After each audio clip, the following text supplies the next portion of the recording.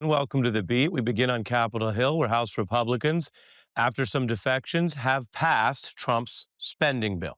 This is that big budget clash we've been following. It heads to the president's desk, where Donald Trump will be signing it into law tomorrow. We have the nonpartisan estimates here. The CBO says the bill adds 3 trillion plus the deficit. It'll slash over a trillion from healthcare and Medicaid. 10 to 12 million Americans ultimately could be booted off their health coverage. Funnels a lot of money to ICE and border enforcement, 100B over there. Trump and Republicans are celebrating however tough this was, longer, slower, more defections than they wanted. Ultimately, as they say, a win is a win. They set out to pass this thing. They lost some votes along the way. They even had some parts of it stripped by the parliamentarian, but they won passage today. Not without a fight. House Democratic leader Hakeem Jeffries was on a warpath discussing the risks and the problems in the bill and doing what Democrats have done increasingly in the second Trump term, which is find different ways, sometimes symbolic, sometimes even physical, to get up and show that they're fighting and to command some attention, even against Donald Trump, whose entire skill set is PR and attention. You're looking at some of the thunderous applause there as he continued on the record breaking speech, 8 hour plus, the longest speech in the history of the United States House. This began around 5 a.m. this morning. I rise today in strong opposition to Donald Trump's one big, ugly bill. This disgusting abomination, this reckless Republican budget is an immoral document, the largest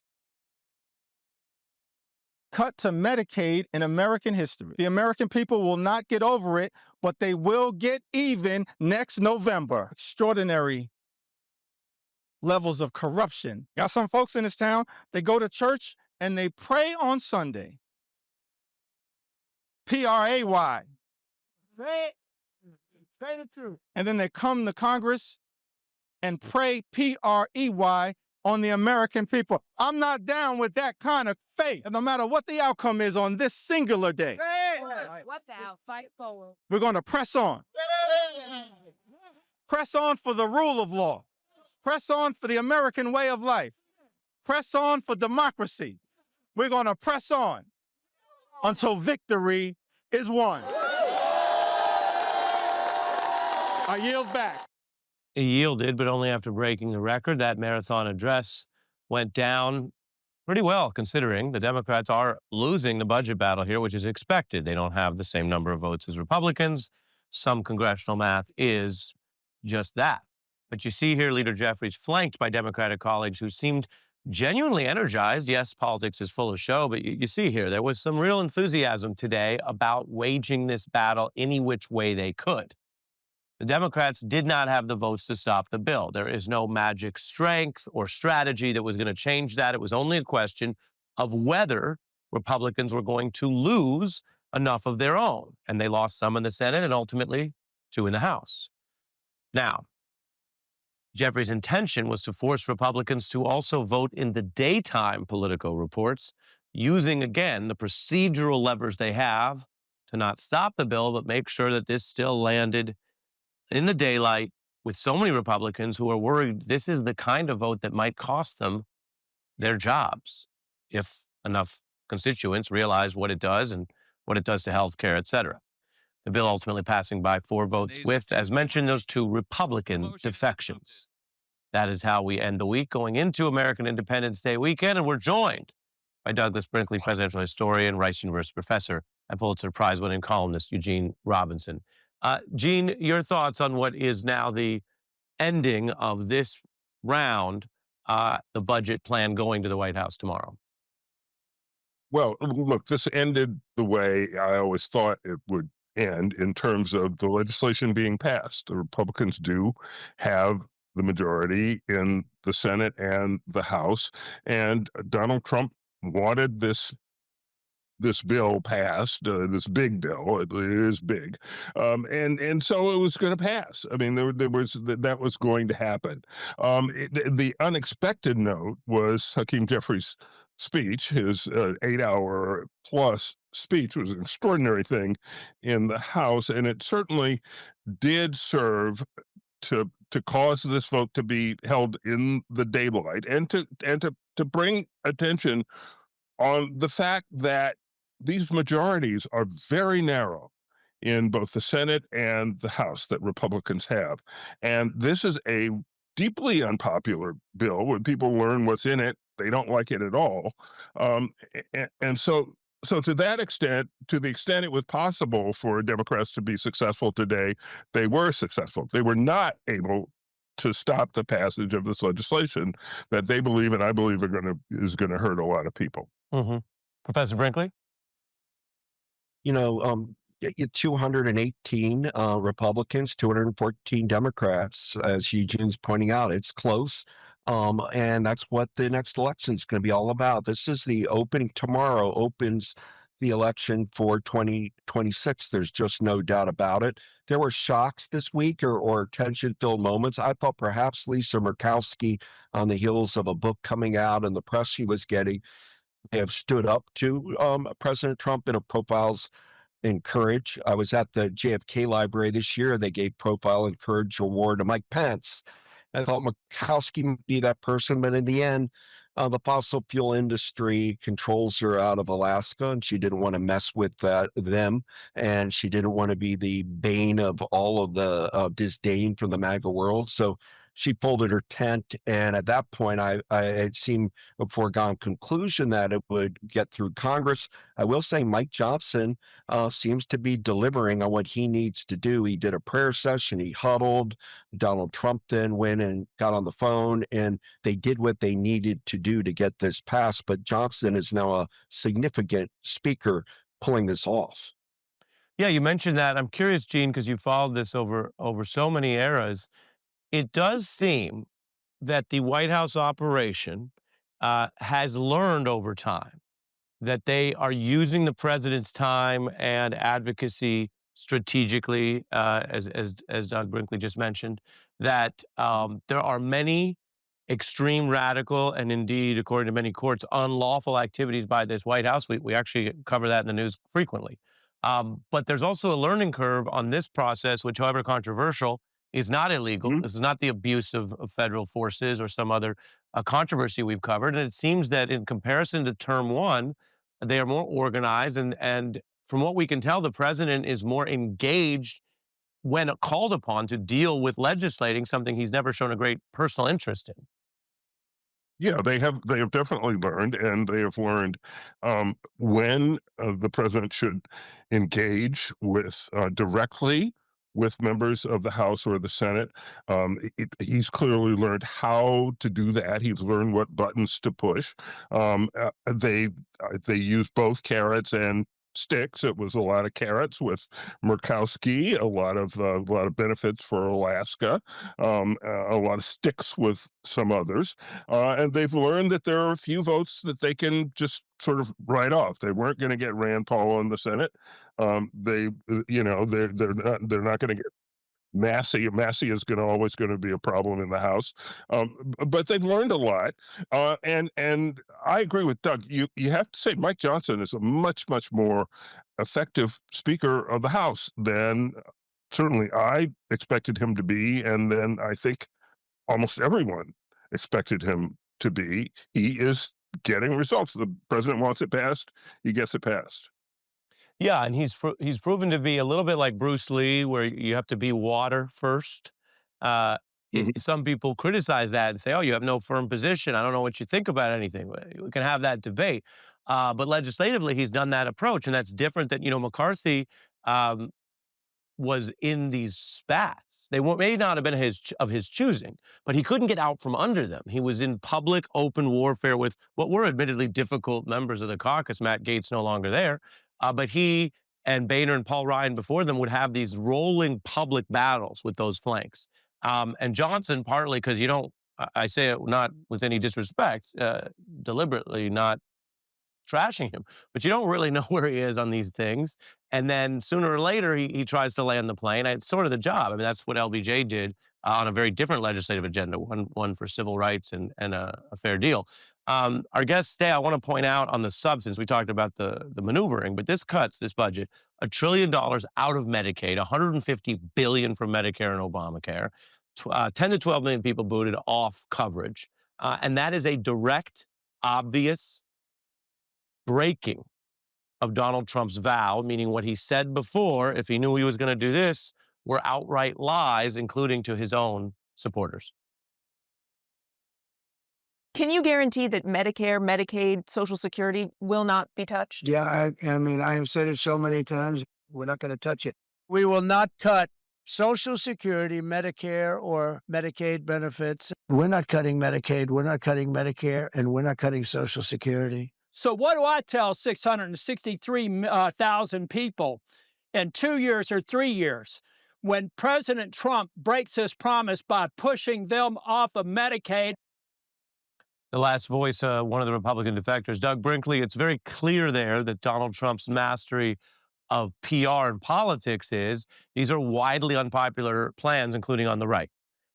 So he broke a promise or was lying the whole time. How important is that as we live in an era where people want to retreat to their own spin or facts? But the fact is he broke that vow. It's going to matter when people get hurt. You know that when all economies go up and down, and it's going to depend on Donald Trump's fate or the fate of 2026 and what our economy does. But what's shocking to me is that Trump is the one carrying out the sledgehammer to the Great Society of Lyndon Johnson, going after really Medicaid, Medicare, PBS, NPR, Wild and Scenic Rivers, after school programs, going after, so-called food stamp programs, as they used to be called. He's the one, he's the avenger. And that he's pulling off it's really quite stunning. I'm not quite sure Trump has the gall to really go after the FDR heirlooms, to go after Social Security, and a lot of what FDR did was infrastructure of that time. Also, but boy, are they trying to dismantle what LBJ did, because the right in America feels Johnson got those Senate votes, congressional votes out of 64, and just signed things. And now they want to undo it. So this is a big U-turn in American history that just took place. Trump going backwards in time and trying to negate many of LBJ's accomplishments. Gene?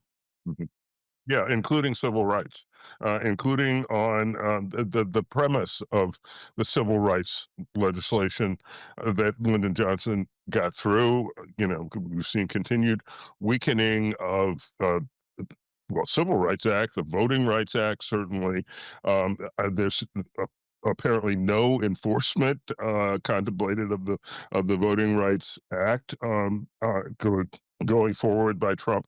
So yes, it is an attempt to negate the Great Society and civil rights accomplishments of LBJ.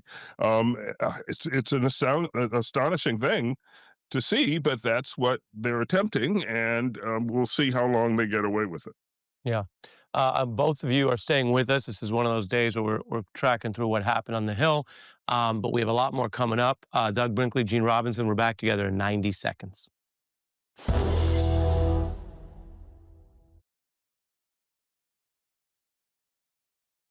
House Democrats are a hell no on this legislation. We were a hell no last week, a hell no this week, a hell no yesterday, a hell no today. That's like 5 hells and 5 no's.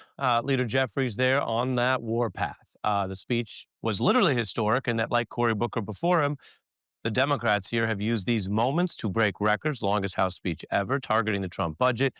Democrats do think it'll be a big issue in the midterms, and the writing is on the wall with how many Republicans are already publicly saying they're going to lose over this.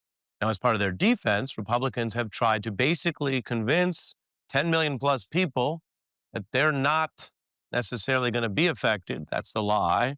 Or that only bad people, lazy people, will somehow be affected by these health coverage cuts. Take a look.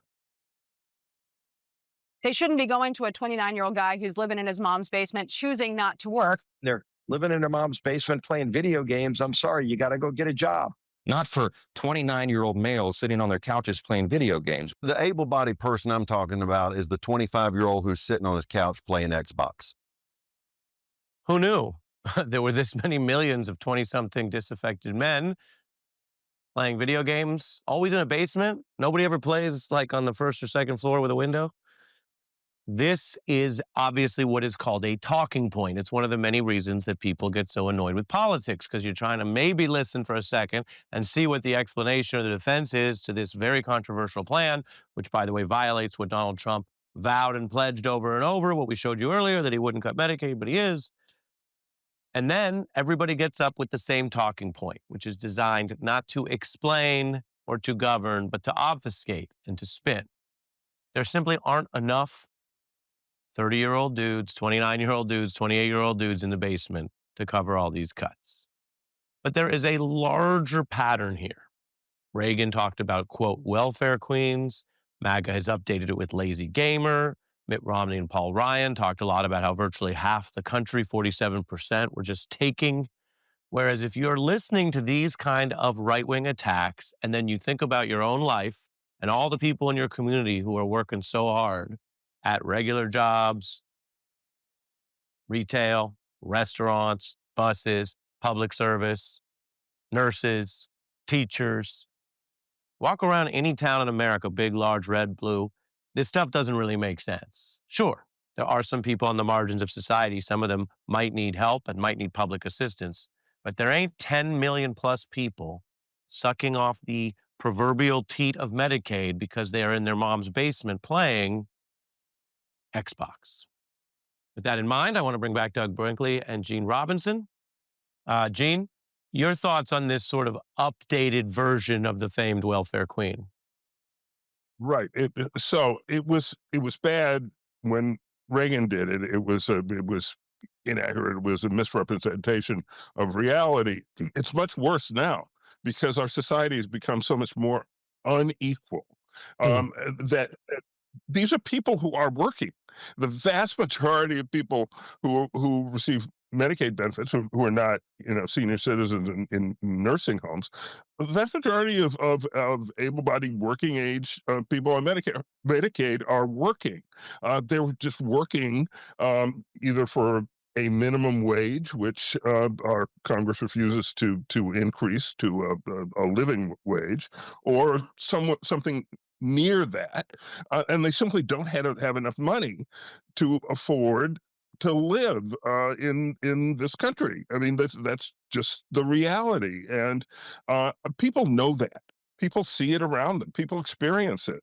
So that is not going to ring true, I think, with the Republican constituency the way it did in Reagan's day, simply because it's much less true now. Doug? Yeah, I was thinking back to, Newt Gingrich's contract with America, where some of this all really began. And the Republicans have professionalized their messaging. We talk in terms of MAGA, or even, I have no other way to call it, but the big, very big bill, or in their language. You don't have, Alcatraz, alligator Alcatraz. I think Democrats have to start sloganeering. They've got to get their messaging down. It's great to make the history books for the longest speech, but you've just got to do that, kind of like AOC does when she's on Instagram, those quick hits that move things and talk things. And then you have to ask who really just got hurt. Who's getting hurt the most by this? And I think rural America's taken a big hit.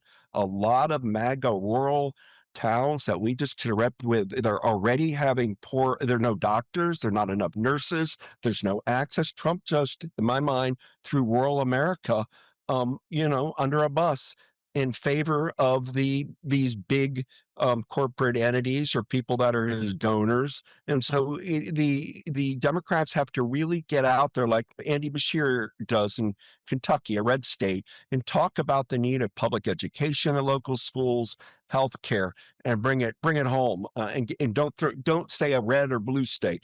We're on our 4th of July here. They're all American states. Democrats should engage in Iowa. They should engage in New Hampshire, Nevada, and anywhere and everywhere. Less pollsters, less DNC bigwigs, and just a little bit more of I love America common sense, and get into the back roads of America and talk about what this has just done, and then use optimistic phrasing like Theodore Roosevelt or FDR would do about the better days are coming. Bill Clinton, the man from hope, Barack Obama, yes, we can. People are moved by optimism, not just fear. And the failure, I think, of the Biden years was the believing that you just preach fear, democracy's dead, and that will bring people out, and you have to deal with the future. Yeah, Bill Clinton and Obama both talked about hope, as you say. Clinton's 92 campaign song, Don't Stop Thinking About Tomorrow, a banger. But to your point, one that said, hey, our better days might still yet be ahead. Fitting thoughts here as we inch towards America's birthday. Doug Brinkley and Gene Robinson, thanks to both of you. Thank you, Murray. Appreciate it. We have Professor Melissa Murray coming up because we are watching, scrutinizing, and sometimes that helps hold the line as the DOJ takes Donald Trump's discredited, failed efforts to overturn the 2020 election and now wants to threaten election workers with indictments which could interfere with our future elections. We are on the case with the professor, and by the end of the hour, the creative mind behind Curb and Seinfeld is here. This case has been turned over to our library investigations officer, Mr. Bookman. Bookman? The library investigator's name is actually Bookman. It's true. That's amazing. That's like an ice cream man named Cone.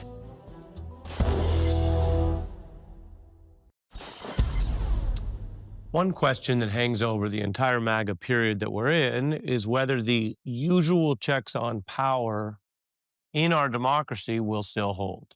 We hear about the Medicaid cuts backfiring on Republicans in the next election, but that means there will be a free and fair election, which is not a guarantee nowadays. We have a president who pardoned people who staged an insurrection to overthrow an election, attacking police, and who fomented it, and who pushed false voter fraud claims. One of the lines against that held in 2020 was election workers and courts not succumbing to pressure, threats of violence, or even an outgoing president with all of his assembled powers, which when you think about it is really something. Fast forward to today, and that individual, Donald Trump, now in office, has a Justice Department that is exploring ways to charge election officials, state or local, if the feds under Trump determine that they want to. They have excuses about computer systems and other sourcing about this, but let's remember, we're talking about the people who lost the election and wanted to have the alternate outcome, meaning steal it. So their references to computers or anything else can't be taken that seriously. And the move is not based on new evidence, data, or legal authority, the reporting notes, but the actually unsubstantiated argument that elections are easy to prey on with voter fraud or foreign manipulation. Again, this is a smokescreen. Everybody understands what's going on. If Trump and his allied Republican Party were to be on a path to losing or actually lose, there is evidence they want to abuse power to pull off what they failed to do in 2020, steal the result. This is an attempt to manipulate elections.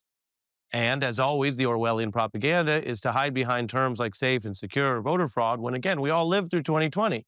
You can divide American politics between the people who understand the actual result of that election and the people who don't or won't.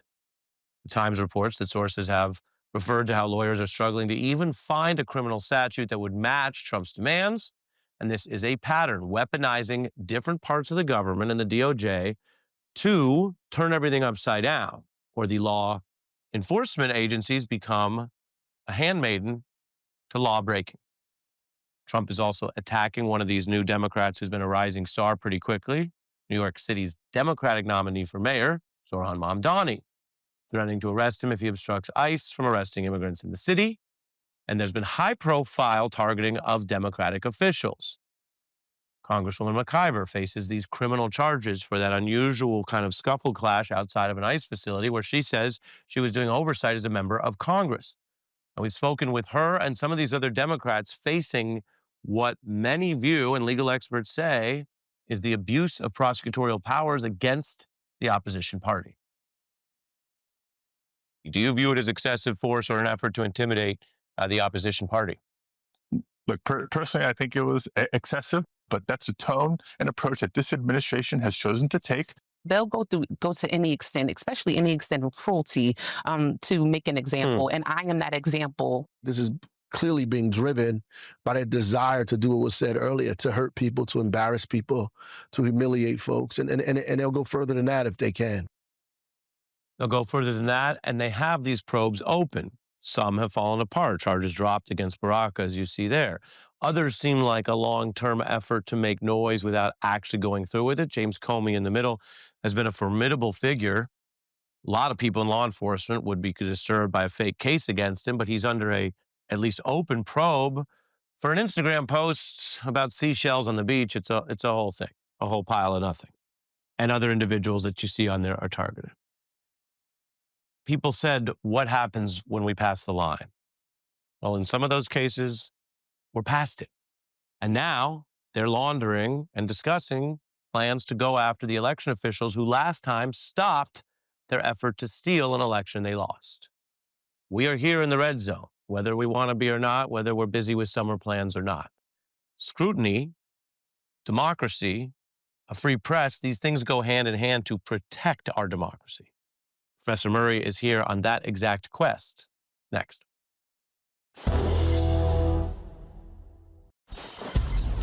We're back with NYU Law Professor Melissa Murray as the Justice Department goes all in on efforts to apparently intimidate or threaten elections officials who were one of the front lines we remember from 2020. Your view of this New York Times reporting, Professor?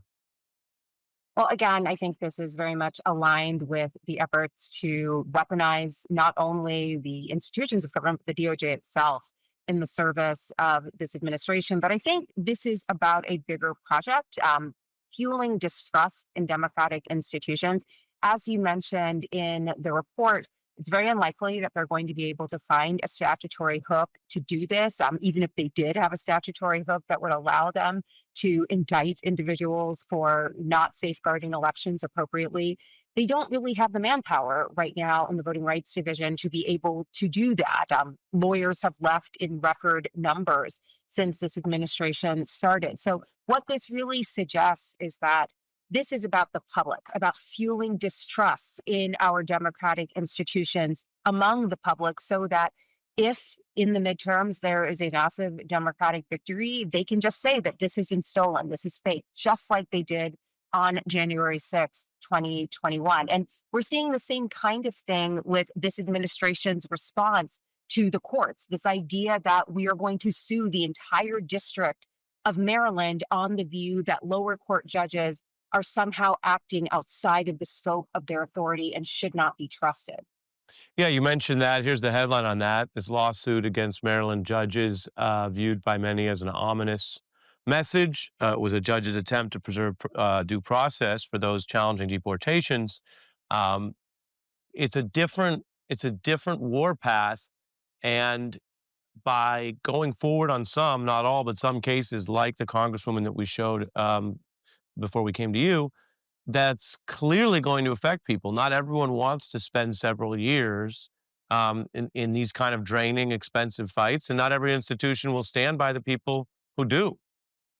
Well, that's a great point. These lawsuits likely will not work out in favor of the administration, but they are draining, they are resource consumptive, and more importantly, in this moment where the administration has cracked down on law firms, forced law firms into settling with it, the term that the president has used, it means that legal resources that are available to represent individuals pro bono have really dwindled. So this entire landscape has been changed at a time when the administration is also weaponizing the rule of law in important ways. So all of that, I think, has to be understood. This is all happening as part of a coherent project, not isolated episodes.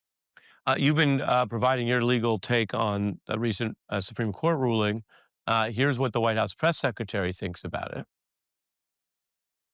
Well, I think taking power away from these absolutely crazy radical left judges is a tremendous, this is such a big day. No longer will we have rogue judges striking down President Trump's policies across the entire nation. Not one district court judge can think they're an emperor over this administration and his executive powers.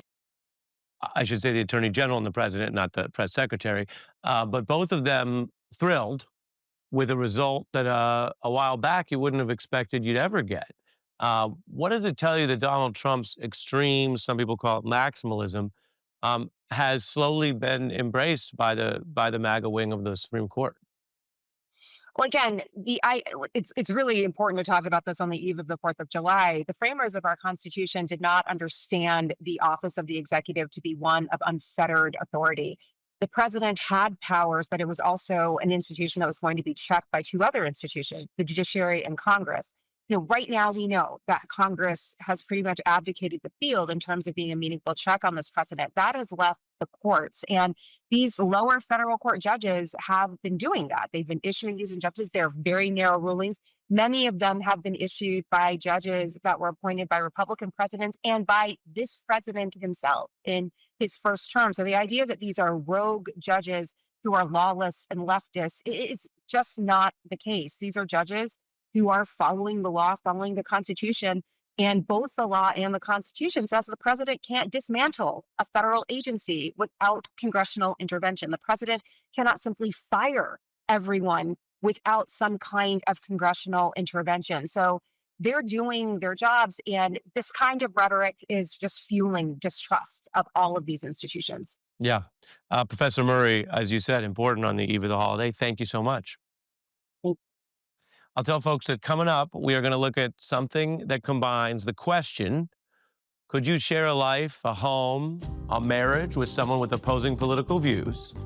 And what can we learn, even in sometimes dark times, from political comedy and the genius mind behind Curb, Seinfeld, and Borat? You try to sell me old things. You think I am stupid just because I affirm? No, sir. This is an antique. This is an antique shop. Do you think, when they... I'm sorry. My friend, he can make a glue. And... I don't think you're going to be able to glue that stuff back. Social media is a huge part of our politics and lives, whether we like it or not. It has supercharged this canceling craze, partly because the people run these internet companies to profit off of your outrage, or what they call rage bait. And it spreads supposed outrage that really might have died down in other eras. Now the calls to cancel people and entertainers have brought their own backlash, with conservatives tapping their own round of outrage for the outrage that allegedly went too far. And maybe all this outrage fatigue can bring us back to a simpler time when jokes were just jokes, and skilled comics knew how to mock something possibly sensitive, say straight men wanting people to know they're straight, while also ensuring they don't want anyone to think they're homophobic. That is actually the politically tinged storyline from a Seinfeld episode so iconic, it still goes viral as an internet meme and is quoted 31 years later. Not that there's anything wrong with that. Jerry, did you wash this pair? Yeah, I washed it. It looks like it hasn't been washed. So wash it. You hear the way he talks to me?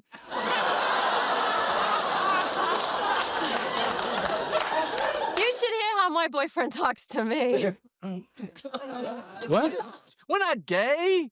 Not that there's anything wrong with that. No, of course not. I mean, it's fine if that's who you are. Absolutely. I mean, I have many gay friends. My father's gay.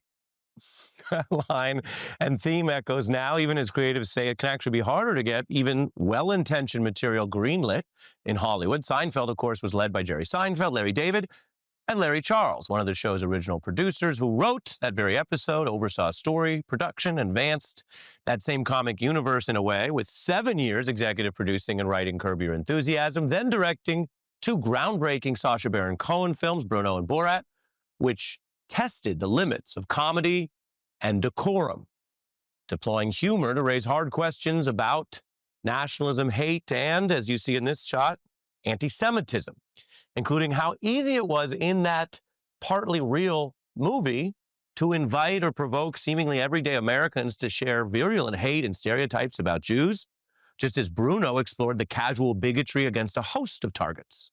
Larry Charles has been driving some of these vital conversations in culture and politics for 4 decades. He certainly has stories, and he's rounded them up in a brand new memoir, Comedy Samurai, 40 Years of Blood, Guts, and Laughter. And he returns now to the beat with the stories to tell. Thanks for being here. Oh, my pleasure. Thanks. Great to see you again. Great to have you back. Thank you. We'll get to the book, but you look at what you play with there in that show episode that's still quoted about, hey, not there's anything wrong with that. In the what I mentioned in Borat, you have how easy it was to scratch the surface and find all sorts of hatred. Yes, and you do it through humor. Tell us about that. Well, first of all, you talked about cancel culture and these things. Here are things that are 30 years old that still resonate today. Why is that? Because the audience has a need. They didn't even know they had that need. And this show, like Seinfeld, like Borat, taps into a need the audience wasn't even aware of and suddenly gives them the catharsis that laughter can bring. You and Sacha Baron Cohen are Jews, not that we're making a list. Right. There's a whole bunch of Jews involved in all these stuff. Jews. Yes. And for better or for worse. What Sacha Baron Cohen explored then, and I don't know how it would go if you tried to make Borat today. Right.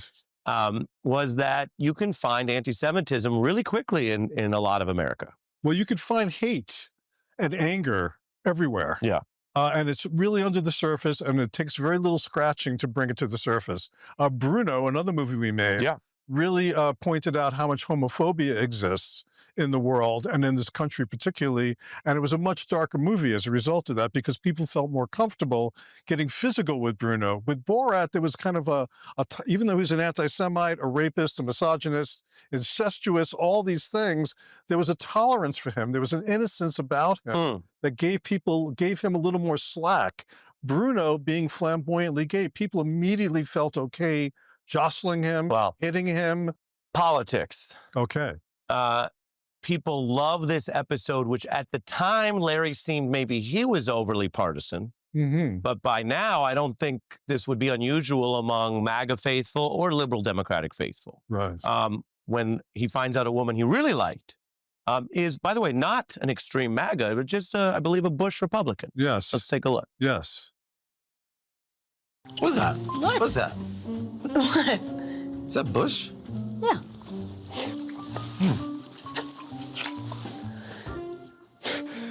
You got a picture of Bush in your dressing room?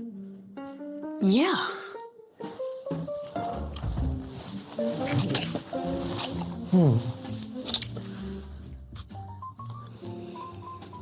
You're a Republican? Yes, Larry, I'm a Republican.